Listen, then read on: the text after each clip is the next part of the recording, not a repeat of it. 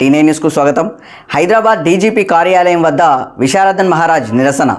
కుమ్మేర గ్రామంలో రజక కుటుంబంపై దాడి చేసిన వారిపై కఠిన చర్యలు తీసుకోవాలని డిమాండ్ చేస్తూ SC ST BC JAC chairman Visharadan Maharaj శుక్రవారం బాధితులతో కలిసి హైదరాబాద్లోని డీజీపీ కార్యాలయానికి వెళ్లారు. అయితే పోలీసులు వారిని లోపలికి అనుమతించకపోవడంతో కార్యాలయం ఎదుట నినాదాలు చేస్తూ నిరసన తెలిపారు. పరిస్థితి ఉద్రిక్తంగా మారడంతో పోలీసులు భారీగా మోహరించారు.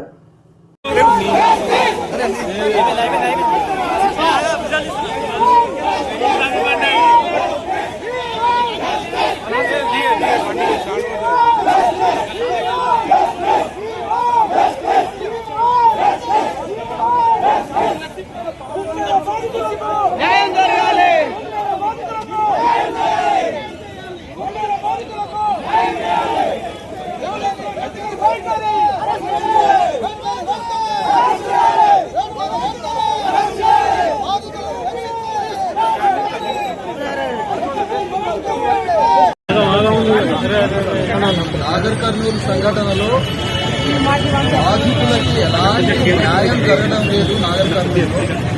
నాగర్ కర్నూలు జిల్లా పోలీసుల ద్వారా ఏ న్యాయము బాధితులకి జరగడం లేదని డీజీపీ గారిని కలవడానికి రావడం జరిగింది. డీజీపీ గారిని కలవడం వారితో చాలాసేపు మాట్లాడడం జరిగింది. డీజీపీ గారు బాధితులకు ఎలాంటి హామీ ఇవ్వలేదు. ఇది చాలా స్పష్టం. ఎంతో ఆశిస్తారు కానీ వారు కూడా విచారణ ద్వారా తేలికగా మాటలోనే సాగించారు తప్ప తప్పకుండా ఇది చేద్దామనే ఒక నమ్మకాన్ని మా రూమ్ లేకపోయారు. కాబట్టి మేము కొంత బాధగానే ఉన్నాం, కానీ ఒకవైపు నమ్ముతా ఉన్నాం డీజీపీ గారు ఓకే విచారణ ఈ రోజు ఏమో ఒకవేళ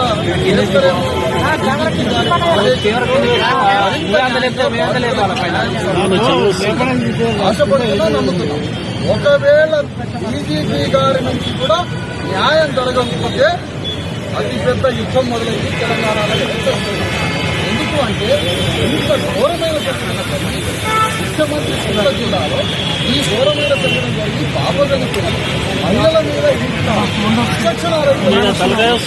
మర్డర్ కేసు నమోదు చేయాల్సినటువంటి మర్డర్ కేసు నమోదు కాలే.